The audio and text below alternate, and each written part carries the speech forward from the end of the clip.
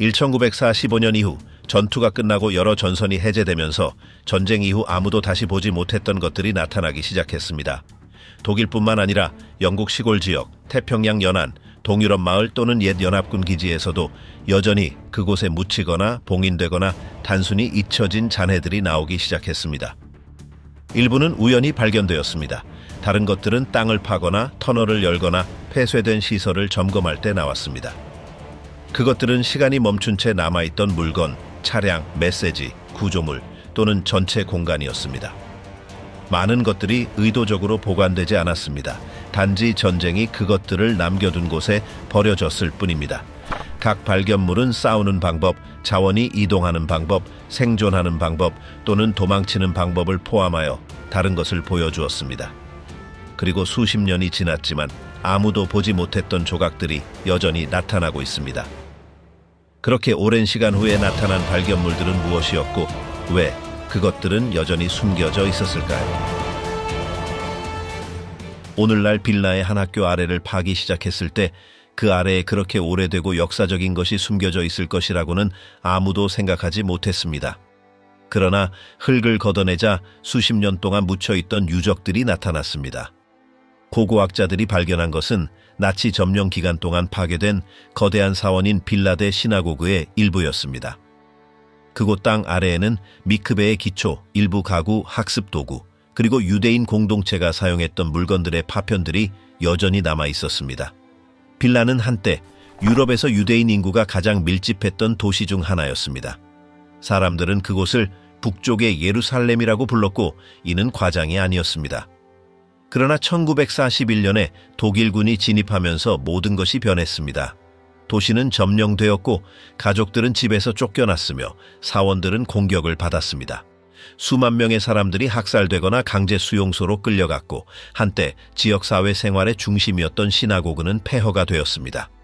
그 후 소비에트 군대가 진입하면서 그 장소에 남아있던 모든 것이 완전히 파괴되었습니다. 그 자리에는 학교가 건설되었습니다. 땅은 평탄하게 고르고 아무도 그곳에 무엇이 있었는지 다시 이야기하지 않았습니다. 수년 동안 아무도 그 아래에 아무것도 남아있지 않다고 생각했습니다. 그러나 최근 발굴 조사는 모든 것이 사라진 것은 아니라는 것을 보여주었습니다. 고고학자들은 땅을 파헤치면서 40년대 이후로 손대지 않았던 유적들을 발견했습니다. 시간이 흘렀음에도 불구하고 유물들은 마치 누군가가 의도적으로 숨긴 것처럼 좋은 상태를 유지하고 있었습니다. 놓여있던 방식으로 볼 때 공격 중에 누군가가 구할 수 있는 것을 구하고 급히 묻은 것 같았습니다. 이것은 단순한 유물이 아니라 더 이상 존재하지 않는 공동체의 일상생활의 실제 부분이었습니다. 연구자들에게 그곳에 있던 것은 단순한 폐허가 아니라 파괴된 문화의 물리적 증거였습니다. 이 발견은 많은 사람들이 이미 잊었다고 생각했던 것에 대한 가시성을 다시 부여했습니다. 유럽의 다른 지역, 그곳에서 수백 킬로미터 떨어진 곳에서 또 다른 우연한 발견이 있었습니다. 네덜란드의 한 공군 기지에서 박물관 팀이 전투 이후 여전히 남아있던 폭탄 구덩이 중 하나를 청소하고 있었습니다. 처음에는 다른 많은 구멍 중 하나로 보였던 것이 훨씬 더 큰 의미를 지니게 되었습니다.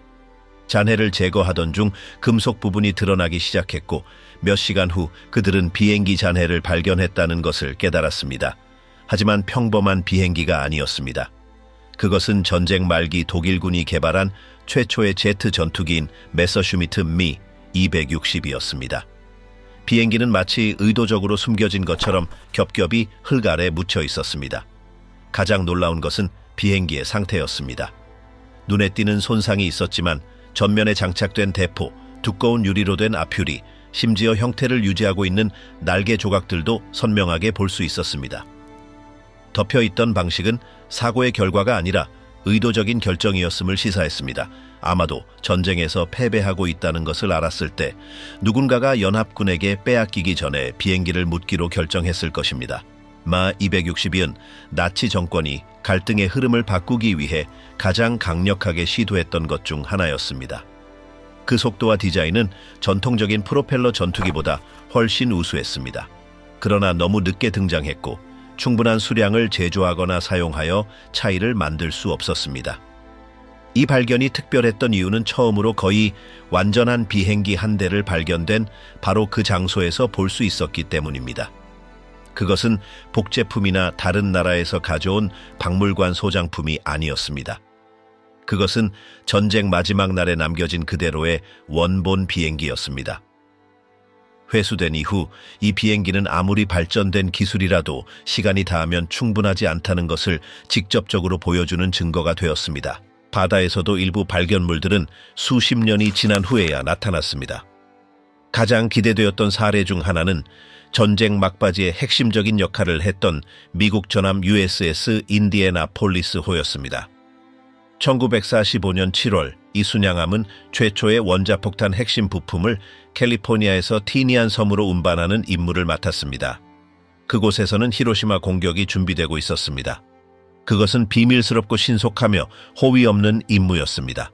전달을 완료한 후 배는 항해를 계속했지만 태평양 한가운데서 일본 잠수함의 공격을 받았습니다.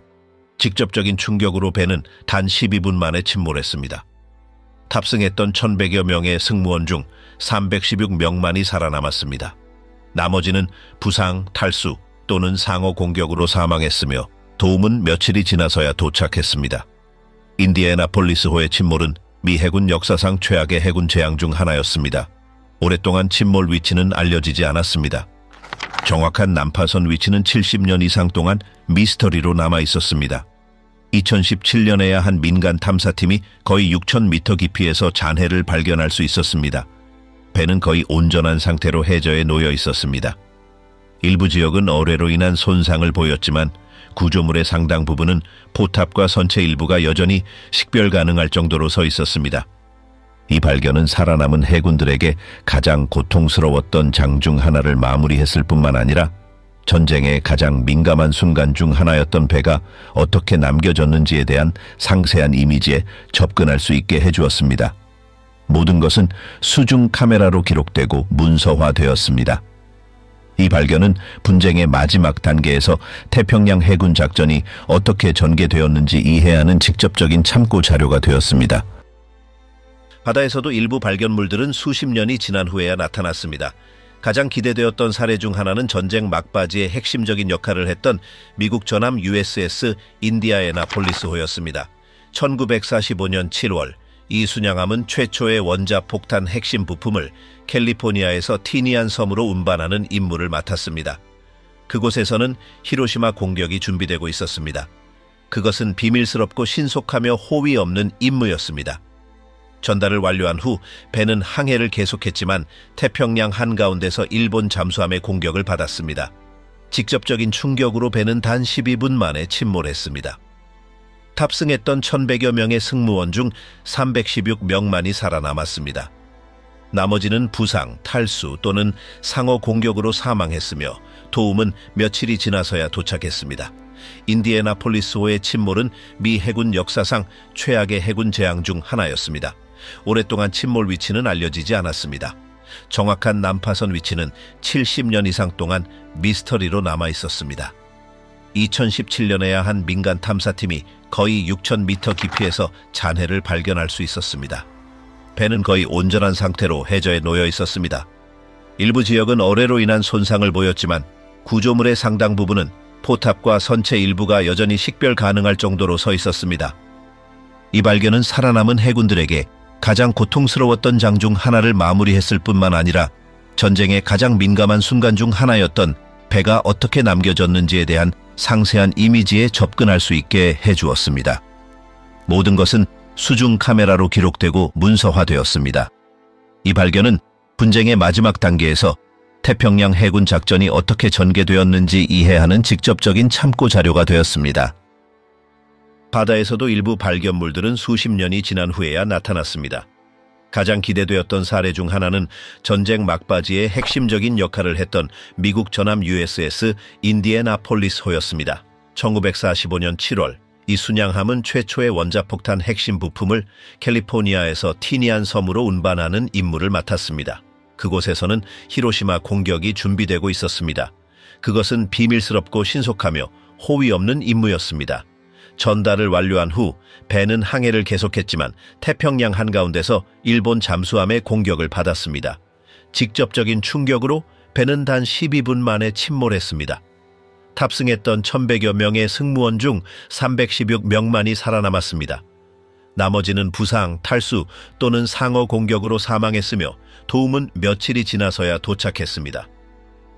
인디애나폴리스호의 침몰은 미 해군 역사상 최악의 해군 재앙 중 하나였습니다. 오랫동안 침몰 위치는 알려지지 않았습니다. 정확한 난파선 위치는 70년 이상 동안 미스터리로 남아 있었습니다. 2017년에야 한 민간 탐사팀이 거의 6,000m 깊이에서 잔해를 발견할 수 있었습니다. 배는 거의 온전한 상태로 해저에 놓여 있었습니다. 일부 지역은 어뢰로 인한 손상을 보였지만 구조물의 상당 부분은 포탑과 선체 일부가 여전히 식별 가능할 정도로 서 있었습니다. 이 발견은 살아남은 해군들에게 가장 고통스러웠던 장 중 하나를 마무리했을 뿐만 아니라 전쟁의 가장 민감한 순간 중 하나였던 배가 어떻게 남겨졌는지에 대한 상세한 이미지에 접근할 수 있게 해주었습니다. 모든 것은 수중 카메라로 기록되고 문서화되었습니다. 이 발견은 분쟁의 마지막 단계에서 태평양 해군 작전이 어떻게 전개되었는지 이해하는 직접적인 참고 자료가 되었습니다. 모든 발견이 바다 밑바닥에서 나온 것은 아닙니다. 영국에 있는 일부 오래된 집들에서는 전쟁이 일상생활에 미친 작지만 강력한 흔적들이 여전히 드러날 수 있습니다. 영국의 남부 서리에서 한 남자가 자신의 시골집에 있는 벽난로를 수리하기로 결정했습니다. 벽난로 내부를 청소하던 중 그는 나뭇가지, 오래된 재, 그리고 무언가를 발견했습니다. 잔해 속에서 그는 말라버린 비둘기 시체를 발견했습니다. 특이할 것 없어 보였지만 비둘기 다리에 캡슐이 묶여 있는 것을 발견했습니다. 그것을 열어보니 손으로 쓴 메시지가 담긴 매우 얇은 종이가 말려 있었습니다. 그것은 영어로 되어 있지도 평범한 텍스트로 되어 있지도 않았습니다. 암호화된 메시지였습니다. 남자는 그것을 당국에 넘겼고 메시지는 전쟁 중에 독일 암호를 해독했던 블래칠리 파크의 전문가들에게 전달되었습니다. 내용을 검토한 후 그것은 애니그마 기계가 사용한 시스템으로 암호화된 군사 메시지임이 확인되었습니다. 완전히 해독되지는 않았지만 전문가들은 그것이 독일군 점령 지역에서 영국 사령부로 보내진 통신문이라고 확신했습니다. 비둘기는 아마도 채널을 건너 메시지를 전달하기 위해 풀려났을 것입니다. 그러나 어떤 이유에서인지 목적지에 도달하는 대신 그 벽난로에 내려와 갇히게 되었습니다. 메시지를 다리에 묶은 채 그곳에서 죽었습니다. 이 발견을 그렇게 독특하게 만드는 것은 그 뒤에 숨겨진 이야기뿐만 아니라 메시지가 70년 이상 동안 그렇게 일상적인 장소에 숨겨진 채 온전히 보존되었다는 사실입니다. 전쟁 중에는 25만 마리 이상의 비둘기가 통신 시스템의 일부로 사용되었습니다. 그들은 빠르고 장거리를 날 수 있었으며 적의 무선 시스템에 의해 추적될 수 없었습니다. 그들은 종종 다른 연락수단이 없을 때 핵심 메시지와 함께 보내졌습니다. 이 사례는 오늘날에도 그 시스템의 원본 조각이 발견될 수 있으며 작성된 날 이후 아무도 보지 못했던 내용을 담고 있다는 것을 보여주었습니다. 메시지는 짧았지만 실제 군사구조를 보여주었으며 그런 종류의 암호를 해독할 줄 아는 장교들이 읽도록 만들어졌습니다. 그 메시지가 수년 동안 평범한 집에 아무도 모르게 있었다는 사실은 이 발견을 제2차 세계대전의 비밀 통신망과 관련된 가장 희귀한 발견 중 하나로 만듭니다. 묻힌 물건과 침몰한 배들이 계속해서 빛을 보는 것처럼 종이 조각, 전투에 사용된 동물, 그리고 가장 단순한 도구들도 예상치 못한 곳에서 계속해서 나타나고 있습니다. 전쟁은 도시의 눈에 보이는 흔적을 남겼지만 벽돌, 지붕, 바다, 그리고 벽난로 사이에도 이야기를 숨겨놓았습니다. 그리고 분쟁이 70년 이상 전에 끝났지만 여전히 발견되기를 기다리고 있던 메시지들과 누군가가 다시 읽었을 때야 비로소 끝난 임무들이 있습니다. 비둘기와 굴뚝에 숨겨진 메시지에 관한 이야기는 예외가 아니었습니다. 영국 여러 지역에서는 여전히 전쟁을 직접 경험했던 흔적들이 발견되고 있습니다. 모든 것이 끝난 지 수년 후 코번트리의 한 가족이 정원을 개조하던 중 땅 아래에 금속 구조물이 있는 것을 발견했습니다. 그것은 단순히 녹슨 뚜껑이 아니었습니다. 조심스럽게 흙을 걷어내자 40년대부터 숨겨져 있던 가족용 방공호 입구가 나타났습니다. 그것은 독일군의 폭격 중 뒷마당에 지어진 임시 벙커 중 하나였습니다. 그러나 이것은 비어있지 않았습니다. 안에는 벤치, 낡은 전선, 병, 캔, 도구상자, 손전등 잔해, 심지어 문서까지 있었습니다. 현재 집주인들은 그곳에 그런 것이 있다는 것을 전혀 몰랐습니다. 그들이 내려갔을 때 그것이 단순한 대피소가 아니라 마치 타임캡슐 같다는 것을 깨달았습니다. 안에 남아있던 모든 것은 흙과 밀봉된 구조물 덕분에 거의 손상되지 않은 상태였습니다. 심지어 나무 장난감과 당시의 휴대용 라디오도 발견했습니다. 공기에서는 수십 년 동안 열리지 않은 것에서 나는 닫힌 냄새가 났지만 아무것도 썩거나 타지 않았습니다. 가족은 그것을 비우지 않고 있는 그대로 보존하기로 결정했습니다. 시간이 지나면서 언론은 그것을 시간 속에 얼어붙은 대피소라고 불렀습니다. 이 발견의 특별함은 단순히 그 안에 있던 것이 아니라 평범한 사람들이 그 시절에 어떻게 살았는지를 보여주었다는 것입니다. 군사기지나 공식적인 은신처가 아니었습니다. 하늘에서 떨어지는 폭탄으로부터 자신을 보호하기 위해 만들어진 가정용 벙커였습니다. 그 안에 있는 모든 물건은 언제든지 일어날 수 있는 일에 어떻게 대비했는지를 말해 주었습니다. 개봉되지 않은 캔, 말아놓은 담요, 여분 램프, 이 모든 것이 마치 누군가가 그날 밤 다시 돌아올 것처럼 그곳에 있었습니다. 그러나 아무도 돌아오지 않았습니다. 대피소는 덮이고 잊혀졌습니다. 아무도 손대지 않은 채 이렇게 다시 나타난 것은 이 발견을 폭격기 시대 시민 생활에 대한 가장 완전한 발견 중 하나로 만들었습니다. 그것은 평범한 집에서 일어나는 일이었지만 대륙의 다른 한편에서도 아무도 예상치 못한 놀라운 발견이 있었습니다. 체코의 한 마을 근처에서 일반적인 기록에는 없는 희귀한 군용 차량의 부품이 발견되었습니다. 그것은 독일군의 방외도 트랙터로 SDKFJ 251로 알려져 있었습니다. 언뜻 보기에는 앞에는 바퀴가 있고 뒤에는 궤도가 있는 트럭과 탱크의 혼합물처럼 보였습니다. 흥미로운 점은 그것이 흔한 모델이 아니었다는 것입니다. 전쟁 중에 아주 소량만 생산되었고 대부분은 화물 운반, 견인 또는 이동식 로켓 발사기로 사용되었습니다. 발견된 것은 부분적으로 묻혀 있었지만 거의 완전한 구조를 가지고 있었습니다. 녹슬어 있었지만 엔진의 형태, 서스펜션 시스템 및 상단 포탑이 명확하게 구별되었습니다. 전문가들이 검토한 결과 그것은 다연장 발사기가 장착된 모델 중 하나로 확인되어 더욱 희귀했습니다. 이러한 유형의 차량은 도로 상태가 좋지 않고 빠른 기동성이 필요한 숲이 우거진 지역에서 사용된 것으로 추정됩니다. 이 발견은 장갑차 전문가들에 의해 확인되었으며 그들은 차대와 제조 번호를 통해 잔해를 식별했습니다. 잔해는 복원 작업을 시작하기 위해 작업장으로 옮겨졌습니다.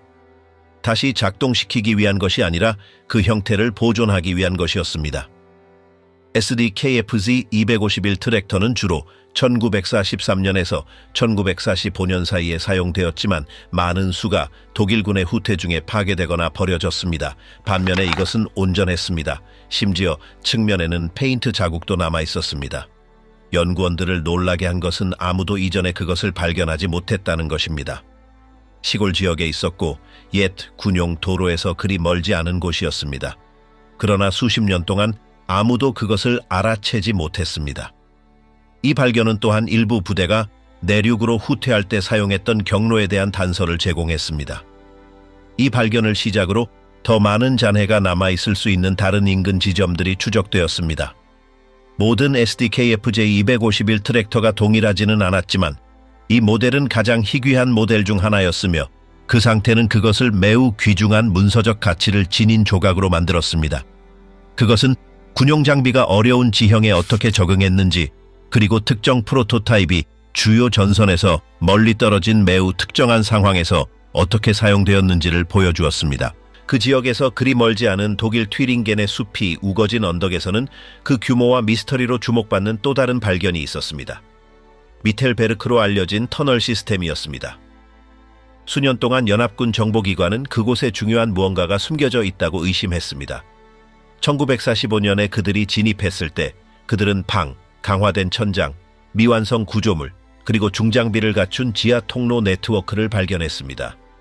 이상한 점은 아무도 그것이 무엇을 위해 만들어졌는지 확실히 알지 못했다는 것입니다. 일부는 히틀러와 그의 측근을 위한 최후의 벙커라고 말했습니다. 다른 사람들은 숨겨진 무기 공장이라고 믿었습니다. 확실한 것은 해치, 환기장치, 처리된 벽, 그리고 방탄문으로 접근할 수 있도록 건설이 잘 되어 있었다는 것입니다. 아무것도 완성되지 않았지만 모든 것이 작업이 급하게 이루어졌음을 나타냈습니다. 발견된 문서에는 명확한 계획이 없었습니다. 많은 보고서는 모호하거나 모순되었습니다. 체포된 장교들도 정확한 정보를 제공하지 못했습니다. 통로는 기둥만 있는 지역, 빈 방, 그리고 미완성 구조물과 연결되어 있었습니다. 일부 종이 조각은 그곳에서 실험 공장을 세우려 했다는 것을 시사했지만 작동하는 기계는 발견되지 않았습니다. 그 장소는 핵 관련 용도로 사용되었을 것이라는 의심을 받았지만 결코 확인되지는 않았습니다. 시간이 지나면서 그곳은 제한구역이 되었습니다. 터널의 일부는 붕괴되었고 다른 일부는 봉인되었습니다. 나중에 진입한 사람들은 벽에 새겨진 흔적, 건축 자재의 잔해, 그리고 일부 메커니즘을 발견했습니다. 그곳에서 사람이 살았다는 흔적은 없었지만 쉬지 않고 작업이 이루어졌다는 흔적은 있었습니다. 미텔베르크는 나치 정권에 해결되지 않은 마지막 프로젝트 중 하나로 남았습니다. 마지막 날까지 자원과 노동력을 소모했지만 결코 운영되지 않은 복합시설이었습니다. 갤러리의 규모는 그것이 단순한 은신처 이상이었음을 보여주었습니다. 디자인은 더 넓은 것을 지향했습니다. 그러나 정권이 무너지자 모든 것이 중단되었습니다. 연합군은 가치 있는 소수의 물건들을 가져갔고 나머지는 묻혔습니다. 그 이후로 그 장소는 여러 번 조사되었지만 명확한 결론에 도달하지 못했습니다. 일부는 그것을 대체 지휘센터를 건설하려는 마지막 시도로 봅니다. 다른 사람들은 그것이 단지 주의를 분산시키기 위한 것, 즉 저항의 환상을 유지하기 위해 자원을 낭비하는 방법이라고 생각합니다. 확실한 유일한 것은 미텔베르크가 존재했고 빠르게 발굴되었으며 분쟁의 마지막 단계에서 가장 수수께끼 같은 구조물 중 하나로 남아있다는 것입니다. 미텔베르크 터널만 마지막 몇 달 동안 급히 건설된 것은 아니었습니다. 독일의 다른 지역, 니더작센 남부에서도 연합군은 또 다른 인상적인 지하 시스템을 발견했습니다. 비록 목적은 훨씬 더 명확했지만 말입니다. 하르츠 산맥 한가운데 울창한 숲과 잘 다니지 않는 길 사이에 전쟁의 마지막 단계 동안 중화기가 제조되었던 지하 시설이 발견되었습니다. 이것은 연합군의 끊임없는 폭격을 피하기 위해 생산시설을 견고한 산 아래에 숨기려는 의도였습니다. 이 갱도에 진입했을 때 그들은 아직 제자리에 있는 기계류, 레일, 화차잔해, 도구, 그리고 강제노동의 흔적을 발견했습니다. 공장들은 긴 통로로 연결되어 있었고 큰 부품들이 지나갈 수 있도록 강화된 벽과 높은 천장을 가지고 있었습니다. 겨우 발굴되기 시작했던 다른 장소들과 달리 이곳에서는 실제로 생산이 이루어졌습니다. 포탄 부품, 제어판, 분해된 엔진, 그리고 이미 분류된 금속 부품들이 발견되었습니다. 이곳을 조사한 연합군 엔지니어들은 공장이 군대가 도착하기 직전까지 활발하게 가동되고 있었음을 확인했습니다. 시설이 너무 커서 하루 만에 전체를 둘러볼 수 없었습니다. 며칠에 걸쳐 닫힌 문, 막힌 통로, 그리고 여전히 도구로 가득 찬 방들이 계속해서 열렸습니다. 또한 죄수들이 극심한 환경에서 일했다는 것도 확인되었습니다. 벽에 남은 흔적, 임시 매트리스, 그리고 빈 물통은 그곳에서 강제적으로 이루어졌던 삶의 단서를 제공했습니다. 그것은 탱크, 미사일, 그리고 항공기 부품을 제조했던 숨겨진 생산 라인을 가진 지하 네트워크였습니다. 그것은 연합군의 공세에 대한 정권의 대응이었습니다. 즉, 가능한 모든 것을 어떤 대가를 치르더라도 지하로 옮기는 것이었습니다. 발견 후 이 공장들 중 일부는 봉인되었고 다른 공장들은 군사 조사를 위해 개방되었습니다. 하르츠 지역 복합시설의 규모와 실제 활동 수준은 전쟁이 마지막 단계에서 어떻게 지하로 옮겨졌는지에 대한 가장 명확한 예시 중 하나가 되었습니다. 더 서쪽인 프랑크푸르트에서는 연합군 병사들이 다르지만 똑같이 충격적인 것을 발견했습니다. 정권에 의해 점령된 은행 시설을 조사하던 중 그들은 어떤 공식 목록에도 나타나지 않는 내용물이 담긴 숨겨진 금고를 발견했습니다. 그것은 금고에나 금융 서류가 아니었습니다. 그 안에는 보석, 시계, 결혼반지, 금리, 고대 동전, 그리고 유대인 가족들로부터 강제로 빼앗긴 것으로 보이는 개인 물품들이 들어 있었습니다. 많은 물건들에는 이름, 날짜 또는 종교적 문구가 새겨져 있었습니다. 그것들은 상자에 정리되어 번호가 매겨져 있었고 특수 잠금 장치로 보호된 칸에 보관되어 있었습니다. 가장 눈길을 끌었던 것은 그 양이었습니다. 몇몇 물건이 아니라 수년에 걸쳐 체계적으로 광범위하게 수집된 컬렉션이었습니다. 이 모든 것은 이 재산들이 강제 이송 중에 압수되었고 나중에 비밀리에 보관되었으며 아마도 경제적 지원으로 사용될 의도였음을 시사했습니다. 고가의 물건들도 있었지만 대규모 약탈 네트워크를 생각할 때만 의미가 있는 평범한 물건들도 있었습니다. 발견 후 각 품목을 분류하는 과정이 시작되었고 피해자 목록과 대조하려는 시도가 이루어졌습니다. 일부 물건은 살아남은 가족들에게 반환될 수 있었지만 대부분은 결코 회수되지 못했습니다. 이 발견은 나치 정권에 의해 자행된 체계적인 약탈의 직접적인 물리적 증거가 되었습니다. 그것은 개별적인 약탈이 아니라 구조화된 정책이었습니다. 박해받는 사람으로부터 가치 있는 모든 것을 빼앗고 분류하고 국가 재산인 것처럼 숨기는 것이었습니다. 같은 건물에서 이러한 작전을 담당했던 관리들의 이름, 날짜, 서명이 담긴 문서들도 발견되었습니다. 이 금고들의 존재는 독일을 탈출하는 데 성공했던 사람들의 이야기를 확인시켜 주었을 뿐만 아니라 연구자들이 다른 도시에서 유사한 네트워크를 추적할 수 있는 구체적인 증거를 제공했습니다. 프랑크푸르트에서 발견된 것을 바탕으로 다른 지역의 기록을 조사하기 시작했고 많은 물건들이 스위스나 오스트리아로 옮겨졌거나 개인 소유지에 숨겨져 있었다는 것이 밝혀졌습니다. 그러나 이 금고에서 발견된 것은 전멸과 함께 이루어진 조직적인 약탈의 가장 광범위하고 온전하며 직접적인 컬렉션 중 하나였습니다. 발트해 연안에서 수 킬로미터 떨어진 곳에서는 또 다른 이유로 계속해서 주목을 끄는 장소가 있었습니다. 독일 북부 우제돔 섬에는 전쟁 중 가장 발전된 군사개발센터 중 하나였던 페네민대가 있었습니다.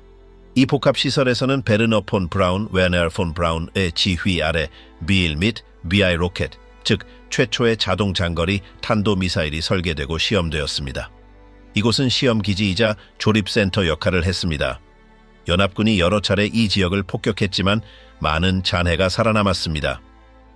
수십 년 후 지하 구조물, 운송 터널, 미사일 이동에 사용된 레일, 그리고 발사된 로켓의 실제 조각들이 드러나기 시작했습니다.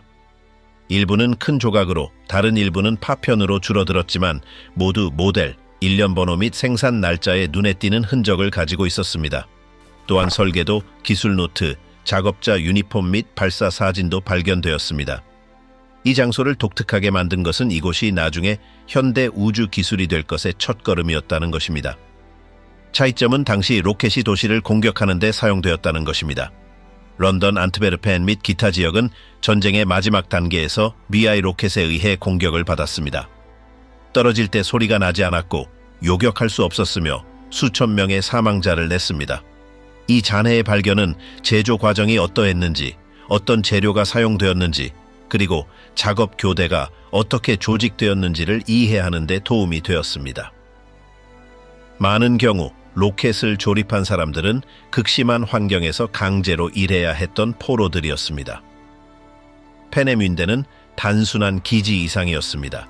그것은 분쟁 한가운데서 개발된 과학 프로그램의 중심지였습니다. 오늘날 이곳의 일부는 박물관으로 보존되어 있지만 많은 지역은 여전히 대중에게 폐쇄되어 있습니다. 최근 발견된 구조물은 원래 계획에는 없었던 통로를 보여주었는데 이는 프로젝트의 일부가 완전히 공개되지 않았음을 나타냅니다. 미사일 잔해를 분석한 결과 그 작동 방식에 대한 정확한 세부 정보가 밝혀졌습니다. 연소 흔적, 안정화 시스템 및 밸브는 생각보다 훨씬 발전되어 있었습니다. 이 발견은 이러한 무기가 유발한 공포에 대한 기술적 맥락을 제공했을 뿐만 아니라 전쟁이 끝나기 전부터 기술 패권 경쟁이 이미 진행 중이었음을 이해하는 데 도움이 되었습니다. 페네민대에서 시작된 것은 수년 후에 우주 로켓 개발로 이어졌지만 그 기간 동안 발견된 모든 조각은 단 한 가지를 가리키고 있었습니다. 세계에서 가장 파괴적인 분쟁 한가운데서 다른 수준의 기술이 제조되고 있었다는 것입니다. 이러한 각각의 발견은 전쟁이 이야기되지 않은 채 남겨둔 것을 볼 수 있게 해주었습니다. 그것은 이론이나 상징이 아니라 버려진 구조물, 중단된 계획, 탈출 경로, 인명 유적, 그리고 모든 것이 끝난 곳에 남겨진 개인 물품들의 물리적 증거였습니다. 일부는 전투 방식이 어떠했는지를 드러냈습니다. 다른 일부는 어떻게 도피하거나 숨겨져야 할 것이 숨겨졌는지를 보여주었습니다. 많은 경우 수천 명이 기록이나 이름 없이 사망한 바로 그 장소에서 발견되었습니다. 그리고 수십 년이 지났지만 모든 것이 밝혀진 것은 아닙니다. 1945년 이후로 아무도 손대지 않은 채 아직 열리지 않은 터널, 발굴되지 않은 상자, 묻힌 조각, 잃어버린 문서, 그리고 공간들이 남아 있습니다. 이미 발견된 것은 일어난 일을 이해하는 데 도움이 됩니다. 부족한 것은 땅속, 물속 또는 전쟁이 남겨둔 곳에서 계속해서 기다리고 있습니다.